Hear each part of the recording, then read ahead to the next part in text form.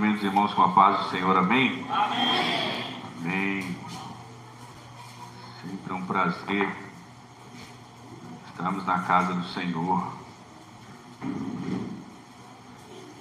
Abra sua Bíblia no livro de Mateus, primeiro livro do Novo Testamento, capítulo 14. Glória a Jesus.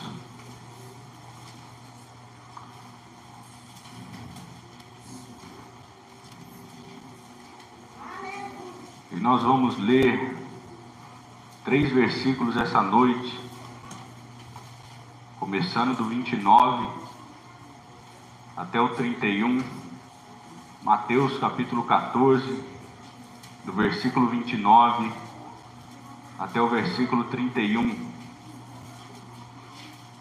E os mistérios de Deus são tão grandes que hoje à tarde, falando com a minha esposa, comecei a meditar no texto e ela perguntou: você vai pregar essa noite? Eu falei: não, eu não.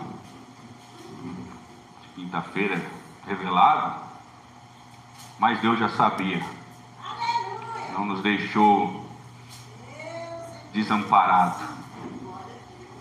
Todos encontraram, diz amém? Amém? Diz assim a palavra do Senhor: e ele disse: vem.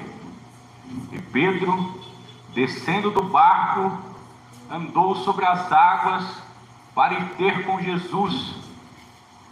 Mas sentindo o vento forte, teve medo, e começando a ir para o fundo, clamou, dizendo: Senhor, salva-me. E logo Jesus, estendendo a mão, segurou e disse-lhe: homem de pequena fé, por que duvidaste? Amém? Me ajude um instante de oração. Soberano Deus e eterno Pai, Pai de nosso Senhor e Salvador Jesus Cristo, mais uma vez nós te agradecemos, Senhor, pela oportunidade de estarmos nesta casa de oração. Estamos aqui, Senhor, para trazer uma palavra à tua igreja, a igreja que o Senhor ama e que o Senhor pagou o preço para que estivesse aqui esta noite. Senhor, de mim não tem nada, mas me toma pelo teu Espírito como instrumento, Senhor, nas tuas mãos, para a glória do Pai, para a glória do Filho, para a glória do Espírito Santo de Deus. E você que concorda comigo nessa oração, assenta-te, glorificando a Deus, que é digno de receber toda a honra e toda a glória. Louvado seja o nome de nosso Senhor e Salvador Jesus Cristo. Esta é uma palavra bem conhecida, e ela se encontra tanto no Evangelho de Mateus, quanto no Evangelho de Marcos, e também no Evangelho de João, falando de uma feita em que os discípulos estavam andando com Jesus, mas o Senhor Jesus se retirou para orar, para estar sozinho.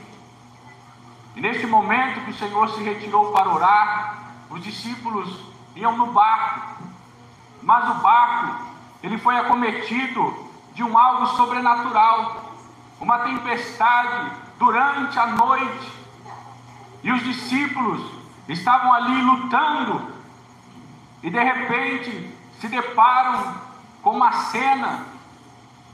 O Senhor vem por sobre as águas, e então eles temem. O que é isso que estamos vendo? Porque todos aqueles que conhecem a Jesus sabem que se cumpre na minha e na tua vida uma verdade, que esse evangelho para o mundo é uma loucura, mas para nós é o poder de Deus para a salvação da minha e da tua alma. Verdade.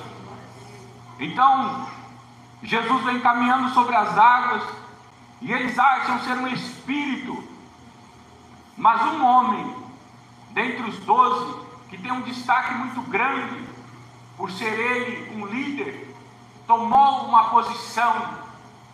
Era Pedro.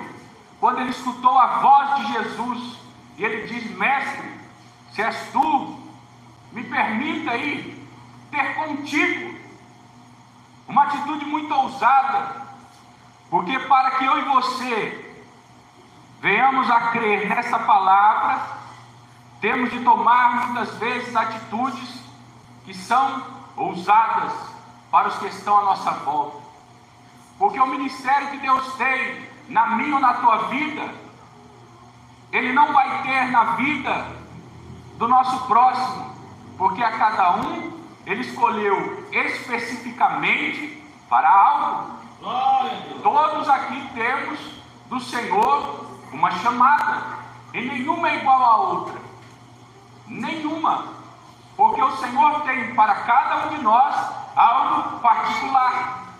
Por isso, se você tentar fazer com que outra pessoa entenda o que você passa, para ela não vai fazer sentido, porque é a sua chamada e não é a chamada dela.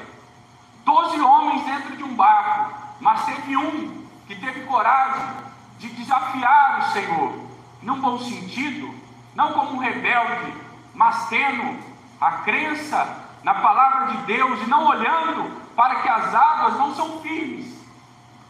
Quem já andou sobre as águas? Não se anda sobre as águas, pois as águas não são firmes. Mas ele pediu ao Senhor que lhe ordenasse ir ter com ele, e quando for ordenado, ele creu.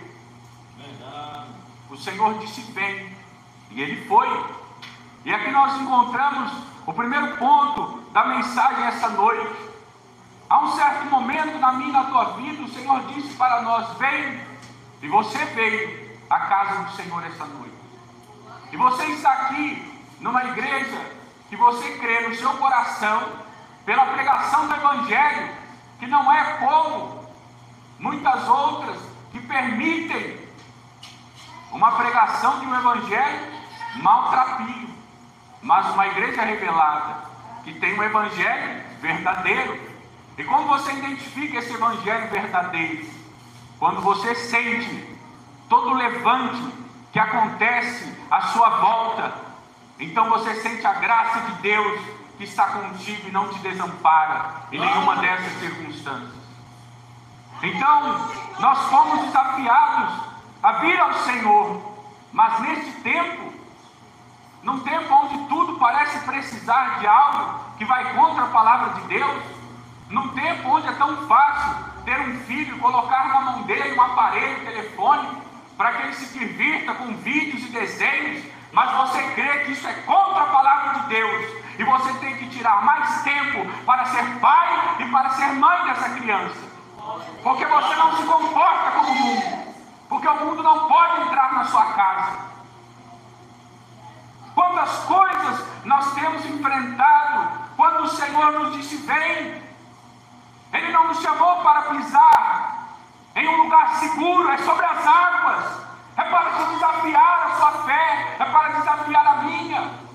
O reino dos céus é tomado à força, não se pode esperar ganhar o céu como mel na chupeta de uma criança, não pode, porque muitas vezes ele é amargoso. Lembro que a palavra do Senhor diz que João viu um pequeno livro que descia sobre a sua boca, mas quando ele comia, era amargo como fel. Sabe por que assim é a palavra de Deus?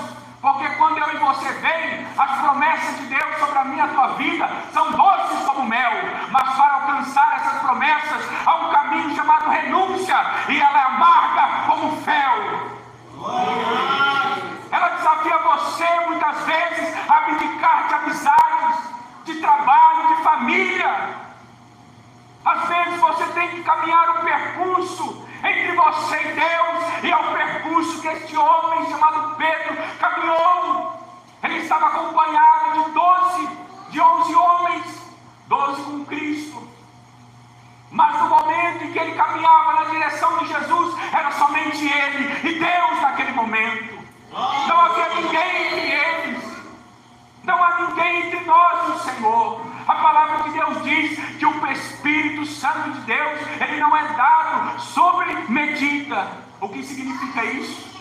Que eu e você temos de Deus o tanto que nós desejamos ter, o tanto que nós estamos dispostos a ter, o tanto que nós pagamos o preço para na renúncia, na oração, na vigilância, no jejum, na leitura da palavra. É somente assim, buscando a santificação um dia após o outro, é nascendo todo dia de novo, como se Jesus estivesse às portas para buscar a minha e a tua alma, porque certamente nós prestaremos conta.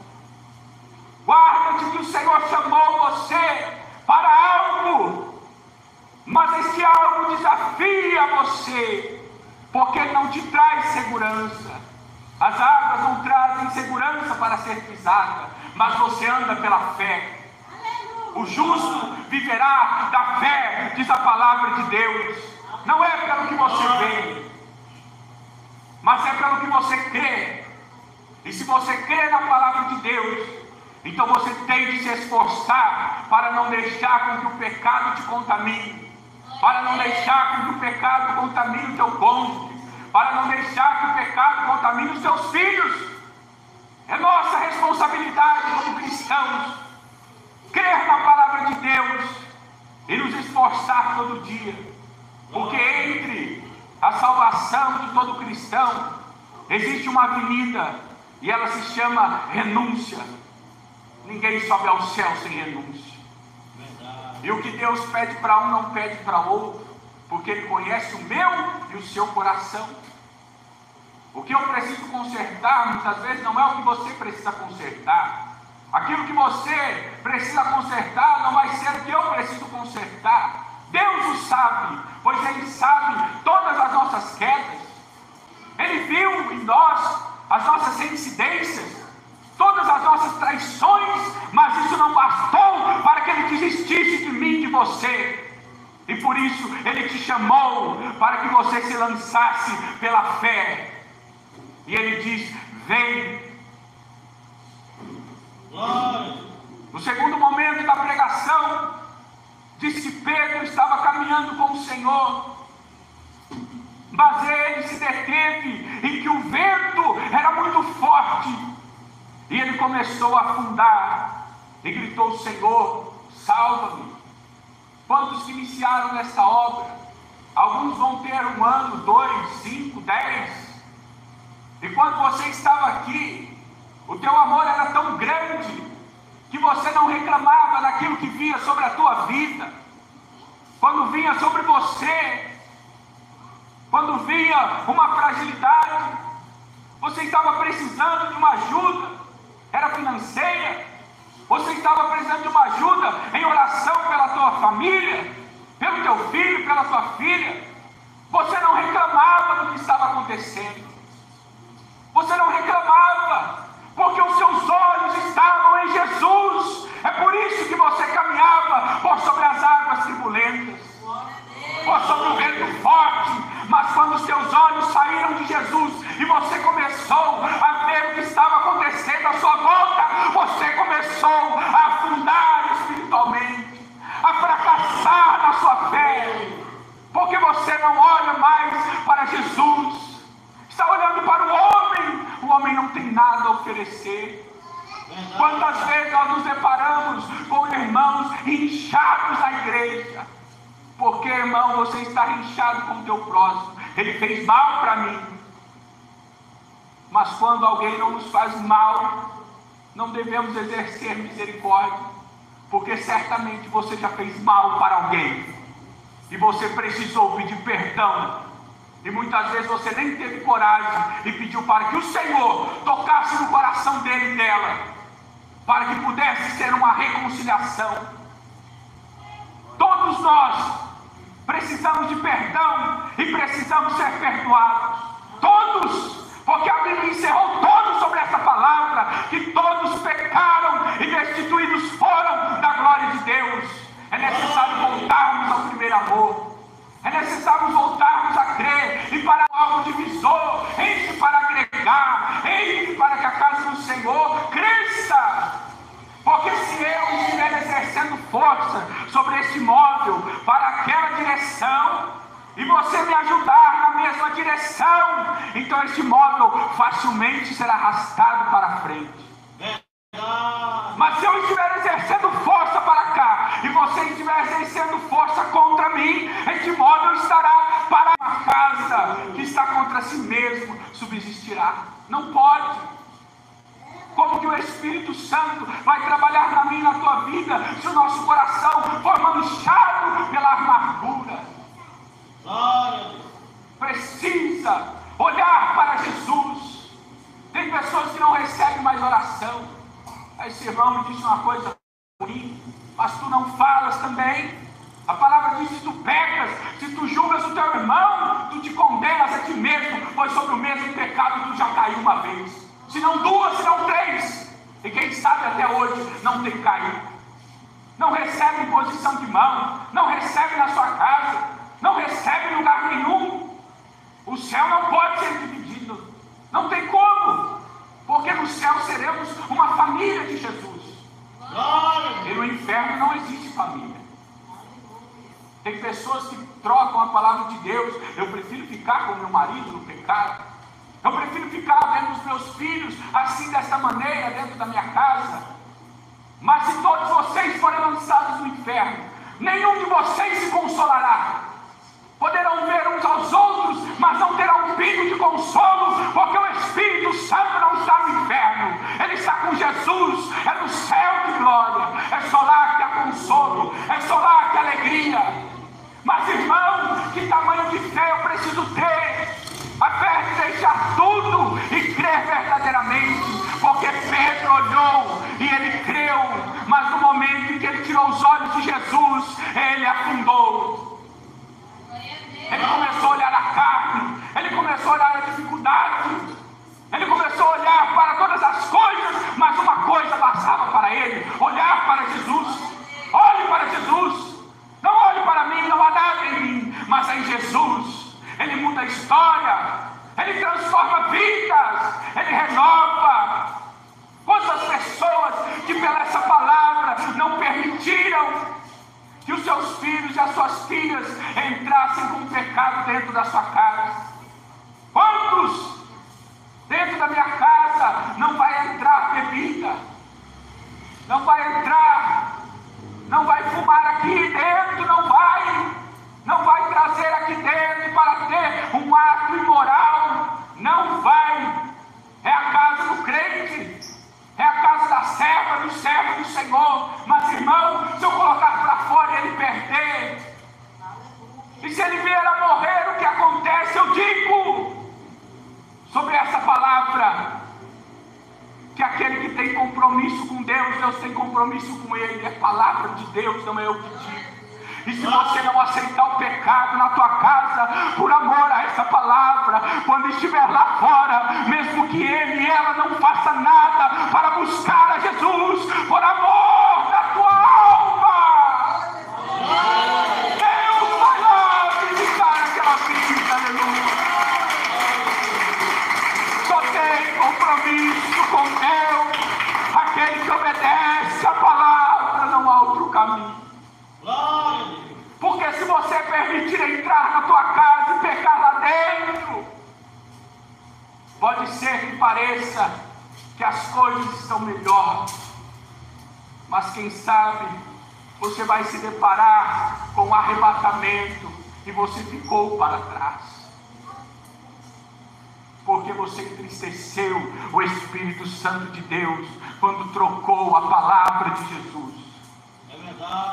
Quando preferiu por uma falsa paz, em vez de permanecer olhando para Jesus, crendo que Jesus te ajudaria. Porque quando você não aguentar mais, faça como Pedro e diz: Senhor, salva-me, eu estou perecendo, não estou aguentando mais. É campanha atrás de campanha, é oração atrás de oração, parece que não abre, parece que não muda, não melhora. Senhor, me ajuda. Nós somos fracos, nós precisamos de Jesus. Se houvesse alguém digno nessa noite, Jesus não precisaria ter descido do céu e morrido na cruz. Temos de descer um pouco mais, temos de olhar para Jesus, porque se olharmos para as nossas circunstâncias, muitos de nós não voltariam mais aqui essa noite. Teria entregue os pontos, teria desistido da fé. Não desista da sua fé. O céu é real para mim e para você. Se permanecermos nele, ele permanecerá em nós. É palavra de Deus. É palavra de Deus. Para concluir, a palavra de Deus diz que Jesus estende a sua mão e segura em Pedro e disse para ele: homem de pequena fé, por que duvidaste? Por que tu estás duvidoso esta noite de que o Senhor é contigo? O que está acontecendo na tua vida que tu está duvidoso do amor de Deus pela tua alma? Aleluia. O que está acontecendo no ambiente da tua casa, no teu trabalho, que já não se entra mais com cânticos de louvores na casa do Senhor, mas com um semblante entristecido? O que está acontecendo? O que está acontecendo? Que a nossa fé, em vez de aumentar e crescer, parece que está diminuindo. O que está acontecendo? Será que Jesus é culpado? Ele poderia ter feito algo por você que ele não fez. Ele te amou pouco. Ele tem te ajudado pouco. Ele não tem estado contigo. Quem sabe é nos momentos de tribulação que ele vai manifestar em mim e em você algo tão grande, sobrenatural, que há de marcar a nossa história com Deus. Porque Pedro, até o momento de andar sobre as águas, era um desafio, mas quando ele andou pelo resto da sua vida, em que ele esteve aqui, alguém podia perguntar: você já esteve num lugar? Já estive. Você já comeu uma comida? Já comi. Você já andou sobre as águas? Porque Pedro andou sobre as águas. Porque ele enfrentou algo que não era natural ser enfrentado. Mas ele creu. E mesmo que ele tenha caído, ele clamou a Jesus dizendo: Senhor, salva-me. Aleluia. Porque ele sabia que ele não caminhava pelas águas, pela sua força. Você não chegou até aqui porque tinha algo de bom em você. É porque o Espírito de Deus estava na tua vida e te conduziu até aqui. É porque a graça de Deus superabundou sobre o teu pecado. É porque as misericórdias do Senhor se renovam a cada manhã na tua vida. E você vem todo dia, mesmo quebrado e triste, mas é tempo de você levantar de novo a tua fé e não duvidar do amor de Deus pela tua alma. Glória a Deus, aleluia. Ele tinha tudo para nos lançar fora. Ele tinha tudo para nos rejeitar, mas Ele nos amou primeiro. Glória a Deus, aleluia. Ele nos amou primeiro. Glória. Quantas tribulações eu e você já enfrentamos.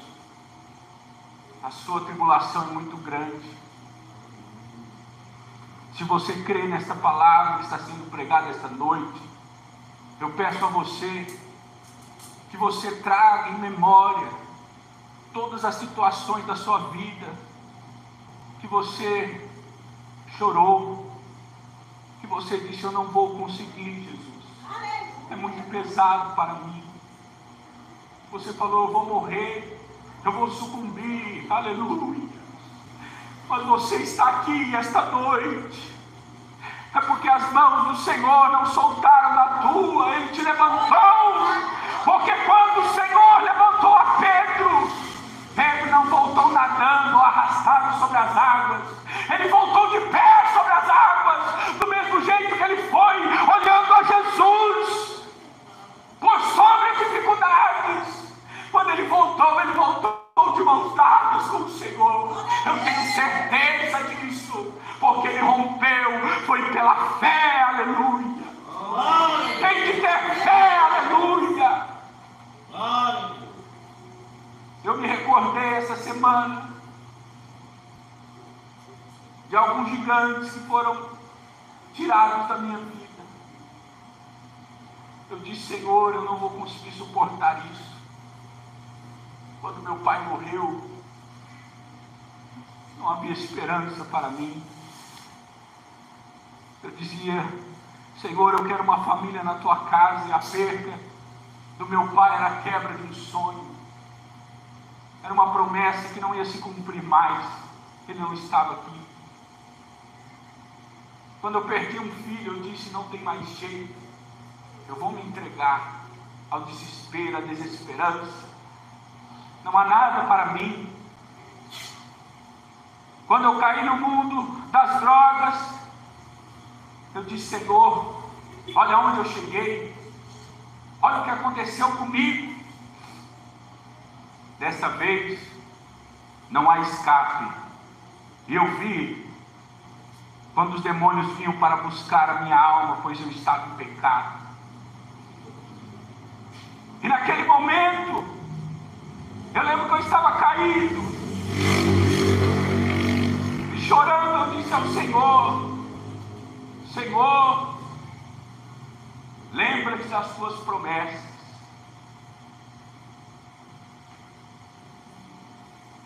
E o Senhor visitou a minha irmã para que ela abrisse a porta do quarto no horário que ela deveria estar dormindo, e rapidamente me levou para o hospital.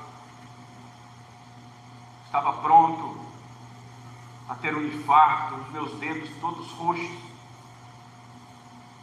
E eu disse: acabou para mim, não tem mais jeito. Sempre que nós estamos com Jesus, tem jeito. E enquanto estiver alguém de oração, tem jeito. Existia joelho no chão, existia lágrima.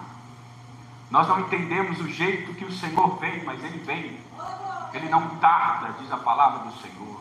Ele é o socorro bem presente no dia da angústia, aleluia. Ele é aquele que se faz um refúgio e fortaleza.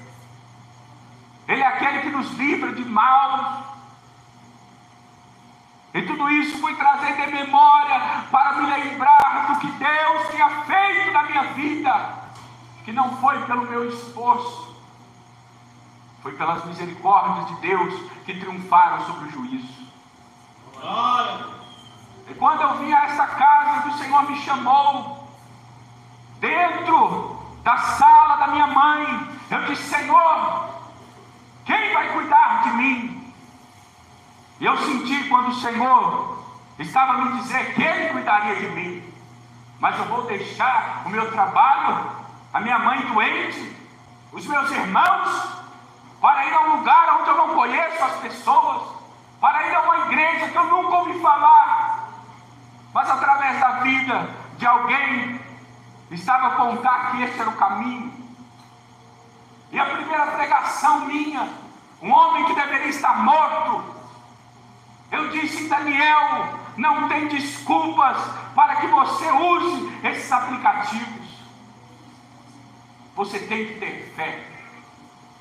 Mal sabia eu que passaria um ano batendo de porta em porta.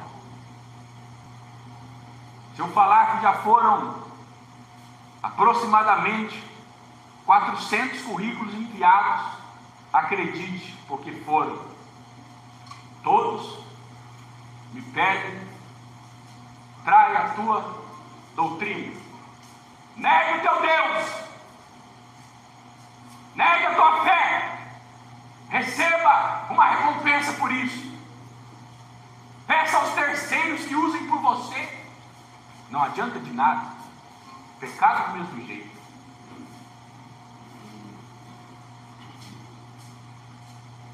Mas eu estou trazendo em memória isso, porque um gigante está na minha frente. Mas eu uso as vitórias que Deus me deu no passado, quando Ele foi a esperança na desesperança, quando eu perdi alguém. quando ele foi o socorro, diante da morte, ele raiou a sua luz, para que neste momento eu não pereça, mas eu tenha a esperança que mais uma vez eu vou andar sobre as águas, e não vai ser sozinho. Jesus vai estar comigo, porque Ele me prometeu que estaria comigo todos os dias da minha vida, até a consumação dos séculos. Foi Ele quem prometeu. Ele tem que ser fiel a essa palavra, porque a palavra do Senhor não passará, ela não cairá pelo chão, não tem como. Vai passar o governo, vai trocar o presidente, vai trocar os países, quem tem mais dinheiro, quem tem mais povos, vai trocar as línguas, vai trocar, mas a palavra do Senhor vai permanecer para sempre. Aleluia! Não negue essa palavra. Jesus te chamou e você veio. Em algum momento das dificuldades, os teus olhos saíram de Jesus, e Ele está te convidando esta noite para que olhe para Ele, porque da mesma maneira que Ele te susteve quando você chegou aqui, agora que você caiu, Ele está falando pela sua palavra que te dará as mãos e te fará caminhar de novo por um extraordinário, por aquilo que para muitos será impossível, mas na tua vida vai se acontecer, vai se concluir, porque não vem do homem, vem de Deus para a minha e para a tua vida. Se você recebe essa palavra, glorifica ao Senhor com palmas e com glória a Deus. Aleluia.